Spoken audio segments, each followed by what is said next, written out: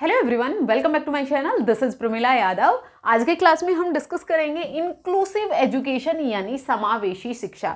कल हमने inclusive education का चैप्टर शुरू कर दिया था और हमने बताया था कि हर एक एग्जाम में इंपॉर्टेंट रोल प्ले करता है समावेशी शिक्षा। चाहे एस्टेट हो चाहे सीटेट हो, हर एक एग्जाम में 3 से 4 क्वेश्चन पूछे जाते हैं, इंपॉर्टेंट टॉपिक है। लास्ट क्लास में हमने देखा था कि कल्चरल डाइवर्सिटी जो इंडिया है ये मल्टीलिंगुअल मल्टी कल्चरल कंट्री है, यानी डिफरेंट डिफरेंट कल्चर हैं, डिफरेंट डिफरेंट भाषाएं बोली जाती हैं, डिफरेंट डिफरेंट सोसाइटी है। यहाँ पर डाइवर्सिटी के बहुत सारे कारण होते हैं जिसके कारण इंडिविजुअल डिफरेंसेस, व्यक्तिगत विभिन्नताएं देखने को मिलती हैं। ये सब हम लास्ट क्लास में डिस्कस कर चुके हैं।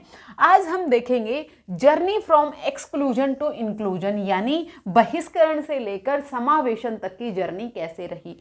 पहले समाज के कुछ ग्रुप्स को एजुकेशन सिस्टम से बाहर रखा गया था, उनको शिक्षा का अधिकार नहीं था। शिक्षा का अधिकार उन लोगों को नहीं था जो जिनमें डिसेबिलिटी थी, यानी जो चल नहीं सकते, जो बोल नहीं सकते, जो सुन नहीं सकते, या स्पेसिफिक जेंडर को बाहर कर दिया गया। जैसे वुमेन्स की एजुकेशन पर ज़्यादा ध्यान नहीं दिया गया था। स्पेसिफिक किसी इकोनॉमिक स्टेटस वाले लोगों को बाहर रखा गया, यानी जो गरीब लोग हैं वो शिक्षा नहीं ले सकते, जो अमीर लोग हैं वही शिक्षा लेंगे। पर्टिकुलर कल्चर को, जो आदिवासी लोग हैं, इनको एजुकेशन सिस्टम से बाहर रखा गया। तो ये बहिष्करण से समावेशन तरफ की जो जर्नी है ये कैसे रही, ये सब हम आज की क्लास में समझेंगे। समाज में समय के साथ साथ बदलाव आया। पहले एक्सक्लूजन हुआ करता था, डिसेबल्ड लोगों को समाज से बाहर रखा गया था, यानी जो बच्चे देख नहीं सकते, सुन नहीं सकते, बोल नहीं सकते, चल नहीं सकते, इनको एक तरह से श्रापित माना जाता था कि इनके कोई पूर्व जन्म के कोई बुरे कर्म थे जिनका फल इनको मिल रहा है, इसलिए इनको समाज से अलग थलग माना गया था, इनको समाज का हिस्सा नहीं मानते थे।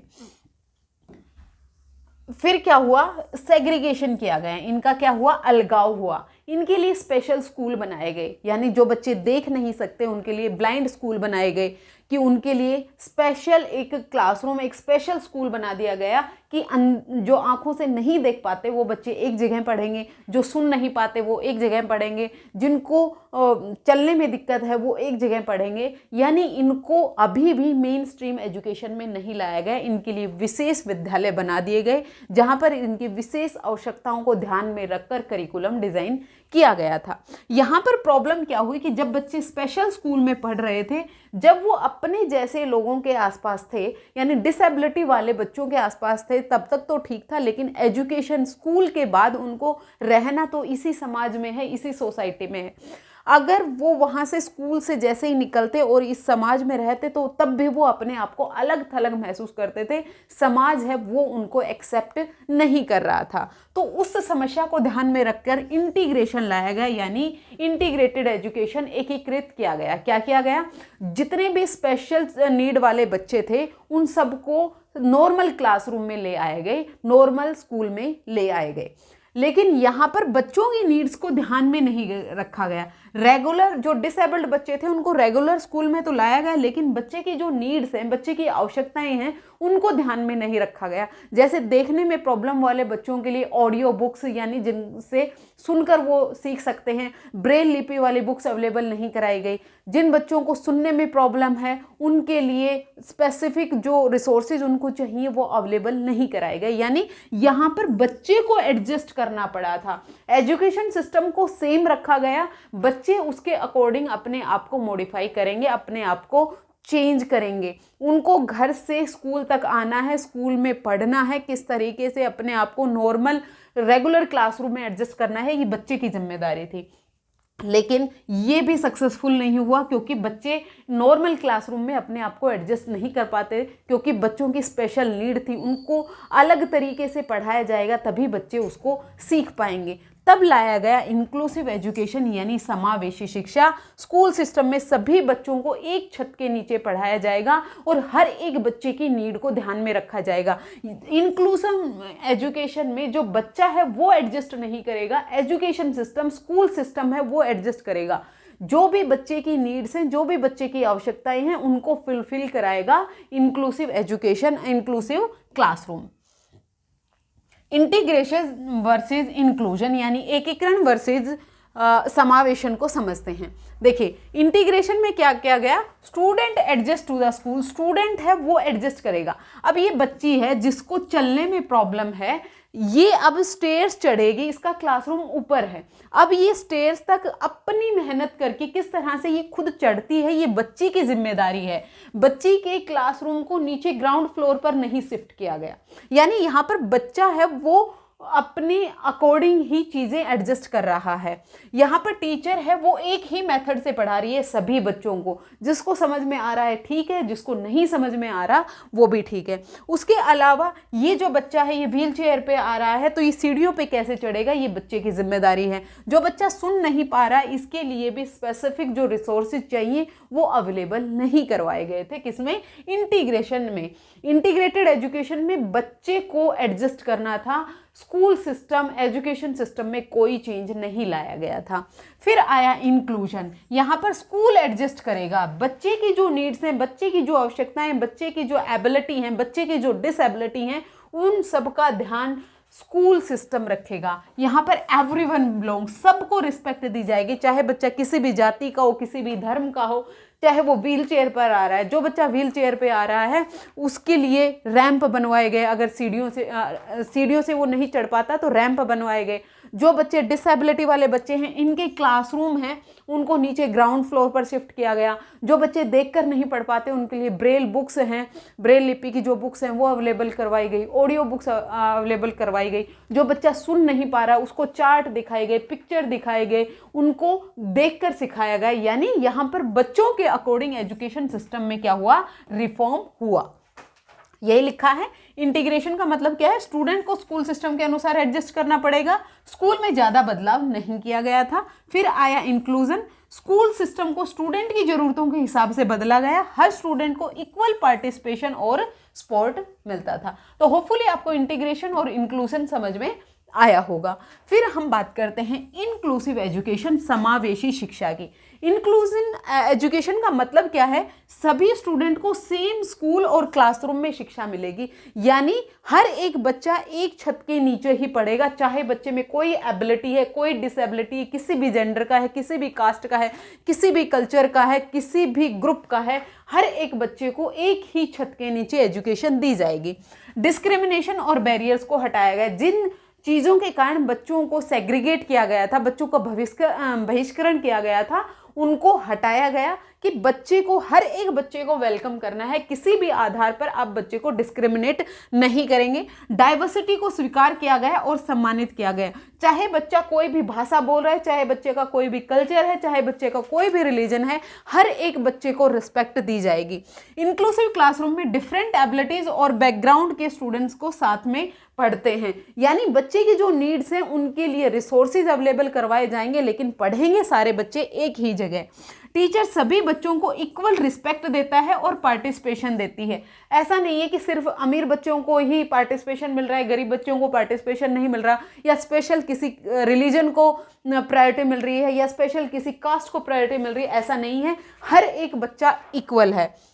क्लासरूम में स्पोर्ट, कॉपरेशन और एक्सेप्टेंस का माहौल होता है, यानी बच्चे की डिग्निटी को ध्यान में रखा गया, बच्चे के ओवरऑल डेवलपमेंट को ध्यान में रखा गया, बच्चे को रिस्पेक्ट दी गई, बच्चे को इक्वल अपॉर्चुनिटी दी गई। कहाँ पर, इंक्लूसिव क्लासरूम में, समावेशी शिक्षा में। Areas of development of inclusive practice, यानी जो समावेशन है इसके लिए 3 एरियाज हैं जहां पर चेंज डेवलपमेंट की जरूरत है। कौन कौन, करिकुलम, पेडागोजी और असेसमेंट। करिकुलम में वो सारी चीज़ें आती हैं जो बच्चा क्लासरूम, स्कूल में एंटर करता है और स्कूल से बाहर निकलता है, तब तक वो जितनी भी एक्टिविटी कर रहा है, चाहे वो एकेडमिक्स सीख रहा है, चाहे वो स्पोर्ट्स सीख रहा है, चाहे वो वैल्यूज़ सीख रहा है, चाहे वो मोरल वैल्यूज़ सीख रहा है, चाहे वो कुछ भी सीख रहा है, वो सब करिकुलम में आएगा। इन सबको हम डिटेल में समझते हैं एक बार। देखिए, इंक्लूसिव करिकुलम का मतलब क्या है, पाठ्यचर्या का समावेशन करना। करिकुलम को फ्लेक्सिबल रखना है, रिजिड करिकुलम नहीं बनाना। करिकुलम में वो सारे टीचिंग मेथड्स भी आएंगे, जो टीचिंग रिसोर्सेज हैं वो सब आएंगे। यानी यहाँ पर आपको फ्लेक्सिबिलिटी रखनी है बच्चे के नीड्स के अकॉर्डिंग, जिस भी तरह के बच्चे की आवश्यकताएं हैं करिकुलम में चेंज पॉसिबल हो। करिकुलम रिजिड ना हो, करिकुलम ऐसा होना चाहिए जो सभी लर्नर की नीड्स को ध्यान में रखे। लर्निंग मटेरियल इंक्लूसिव और फ्लेक्सिबल होने चाहिए। बच्चा किन सामान से पढ़ाता है, यानी पढ़ाने के लिए किन किन चीज़ों की ज़रूरत है। जैसे मैं बात करूं कि जो बच्चा सुन नहीं सकता उसके लिए आप साइन लैंग्वेज का यूज करें, या फिर उसको आप पिक्चर दिखाएं, आप उसको चार्ट दिखाएं। जो बच्चा देख नहीं सकता उसके लिए आप ब्रेल लिपि की बुक्स अवेलेबल करवाएं, आप उनको ऑडियो जो बुक्स हैं वो अवेलेबल कराएं। जो बच्चे को कहीं भी किसी भी तरह की कोई भी नीड है आपको उसको फुलफिल करना है। बच्चे की जो नीड्स हैं लर्निंग मटेरियल, यानी जो TLM है, टीचिंग लर्निंग मटेरियल है, आप बच्चे को कुछ बच्चे ऐसे होते हैं जो एक्टिविटी करके सीखते हैं, कुछ बच्चे ऐसे होते हैं जो देखकर सीखते हैं, कुछ बच्चे ऐसे होते हैं जो सुनकर सीखते हैं। तो बच्चों की नीड्स के अकॉर्डिंग आपको अपने टीचिंग मेथड में, टीचिंग स्ट्रेटेजी में चेंज करना है ताकि हर एक बच्चा सीख पाए। टीचर और एक्सपर्ट मिलकर मॉड्यूल्स और रिसोर्सेज तैयार करेंगे। यानी अगर आपकी क्लासरूम में 30 बच्चे हैं, उन 30 बच्चों को आपको क्वालिटी एजुकेशन देनी है। हर एक बच्चा अपनी नीड, अपनी लर्निंग स्टाइल, अपनी पेस के अकॉर्डिंग सीख पाए। हर एक बच्चे का सीखने का तरीका अलग होता है, हर एक बच्चे के सीखने की गति अलग होती है। हर एक बच्चा सीख पाए उसके लिए मॉड्यूल्स और रिसोर्सेज तैयार करने हैं। स्कूल को सेल्फ रिव्यू टूल्स और अपनी प्रैक्टिसेस सुधारनी चाहिए। यानी सिर्फ एक ही ट्रेडिशनल मेथड से आपको बच्चे को नहीं पढ़ाना कि जिसको समझ में आ रहा है उसको समझ में आए, जिसको नहीं समझ में आ रहा है उसको नहीं समझ में आए। ये टीचर की और स्कूल सिस्टम की रिस्पॉन्सिबिलिटी है कि जो बच्चा आपके स्कूल में आ रहा है उसका ओवरऑल डेवलपमेंट हो, उसको इक्वल अपॉर्चुनिटी मिले, उनको रिस्पेक्ट मिले। इंक्लूसिव पेडागोजी का मतलब क्या है? जो टीचिंग मेथड्स हैं उनमें आपको चेंज करना है। टीचर के रोल बहुत इंपॉर्टेंट होती है। स्पोर्टिव और रिस्पेक्टफुल इन्वायरमेंट आपको बच्चे को देना है। टीचर है उसका रोल एज ए फैसिलिटेटर होता है, एज ए सुविधादाता होता है। जो लर्निंग होती है वो लर्नर सेंटर्ड लर्निंग होती है। इंक्लूसिव क्लासरूम में अगर आपसे कोई पूछे जो लर्निंग है वो कौन सी होती है, लर्नर सेंटर्ड होती है। यानी विद्यार्थी को केंद्र में रखा जाता है, बच्चे की नीड्स को, बच्चे की एबिलिटीज़ को, बच्चे के इंटरेस्ट को, बच्चे की लेवल को ध्यान में रखकर ही पढ़ाई करवाई जाती है। बच्चे को एक आप रिस्पेक्टफुल इन्वायरमेंट क्रिएट करके दें। कोई भी बच्चा एक दूसरे की लेग पुलिंग ना करता हो, किसी के भी धर्म के आधार पर, रंग के आधार पर, उसकी जाति के आधार पर बच्चे एक दूसरे को कुछ भी बोले ना, एक दूसरे की लेग पुलिंग ना करें। एक पॉजिटिव इन्वायरमेंट बच्चे को प्रोवाइड करना ये किसका काम है?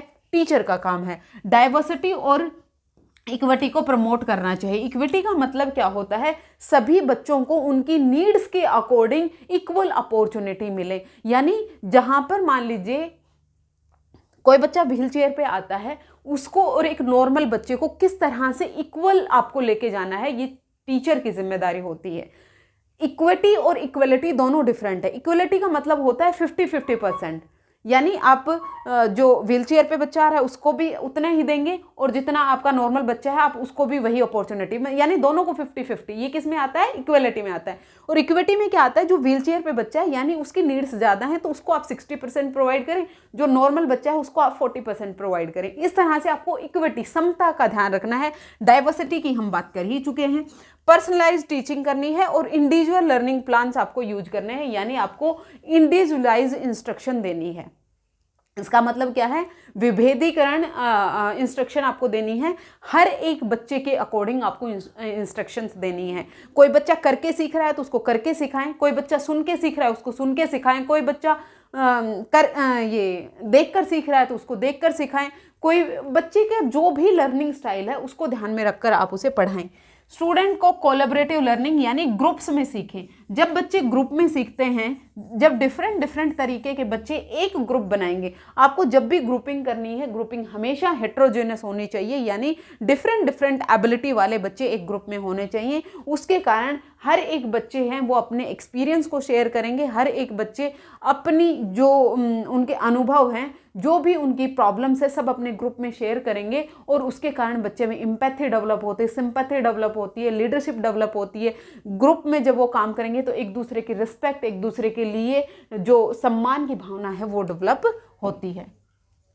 इंक्लूसिव असेसमेंट का मतलब क्या है कि आपको ऐसा नहीं है कि सिर्फ एक क्वेश्चन पेपर बना देना है और सभी बच्चों को उसी आधार पर आपको असेस करना है। हर एक बच्चे को उसी आधार पर आपको असेस नहीं करना। कुछ बच्चे ऐसे होते हैं जो फास्ट लर्नर होते हैं, जल्दी सीखते हैं, जिन बच्चों का आईक्यू लेवल बहुत अच्छा होता है। कुछ बच्चे ऐसे होते हैं थोड़े कमज़ोर होते हैं। तो हर एक बच्चे को आप सेम क्वेश्चन पेपर बनाकर जज नहीं करेंगे। जो असेसमेंट है ये भी फ्लेक्सिबल होना चाहिए, असेसमेंट है ये भी आपका फ्लेक्सिबल होना चाहिए। इंक्लूसिव क्लासरूम में असेसमेंट फ्लेक्सिबल होना चाहिए। जैसे कुछ बच्चों के लिए आप रिटन टेस्ट रख सकते हैं, कुछ बच्चों के लिए ओरल, जो बच्चे थोड़े से कमज़ोर होते हैं उनके लिए मौखिक परीक्षाएं रखें। कुछ बच्चे डायग्राम और चार्ट से अपनी परीक्षाएं दे सकते हैं। कुछ बच्चों के लिए आप एमसीक्यूज प्लान कीजिए, यानी इंडिविजुअलाइज्ड इवैल्यूएशन करना है। पढ़ाना है तो भी वो इंडिविजुअलाइज्ड होगा, असेसमेंट करना है तो भी वो इंडिविजुअलाइज्ड होगा, और जो करिकुलम है वो फ्लेक्सिबल आपका होना चाहिए। जो आपकी इंक्लूसिव एजुकेशन है, इसको एजुकेशन सिस्टम में लाने के लिए बहुत सारी रिपोर्ट्स बनाई गई। जैसे भारत में इंक्लूसिव एजुकेशन की शुरुआत कई एजुकेशन कमीशंस और रिपोर्ट से हुई है। सबसे पहले आया था सर्जेंट रिपोर्ट जो 1944 में आया था। फिर कोठारी आयोग आया जिसने 3 लैंग्वेज फॉर्मूला दिया था कि सबसे पहले बच्चा अपनी मदर टंग सीखेगा, फिर वो क्या सीखेगा, सबसे पहले अपनी मातृभाषा सीखेगा, फिर हिंदी सीखेगा, फिर कोई भी एक मॉडर्न लैंग्वेज सीखेगा। नेशनल एजुकेशन पॉलिसी जो सबसे सफल पॉलिसी मानी जाती है वो है 1986 की नेशनल एजुकेशन पॉलिसी। आज तक 3 एजुकेशन पॉलिसी आई हैं। 1968 जो सबसे पहले आई थी, सबसे असफल रही थी, फिर आई थी 1986 और फिर आई है आपकी 2020। आजकल स्कूलों में 2020 एजुकेशन पॉलिसी ये अप्लाई हो रही है। इस रिपोर्ट के सुझाव के अनुसार चिल्ड्रन विद डिसएबिलिटी को सामान्य शिक्षा प्रणाली में क्या किया जाए, एडजस्ट किया जाए। ये बहुत सारी रिपोर्ट्स हैं जो हम नेक्स्ट क्लास में डिस्कस करेंगे। आज के लिए इतना ही। होपफुली आपको समझ आया होगा। अगर आपको क्लास पसंद आती है आप लाइक शेयर सब्सक्राइब कर दीजिएगा। आज के लिए इतना ही, मिलते हैं फिर से। Thank you very much.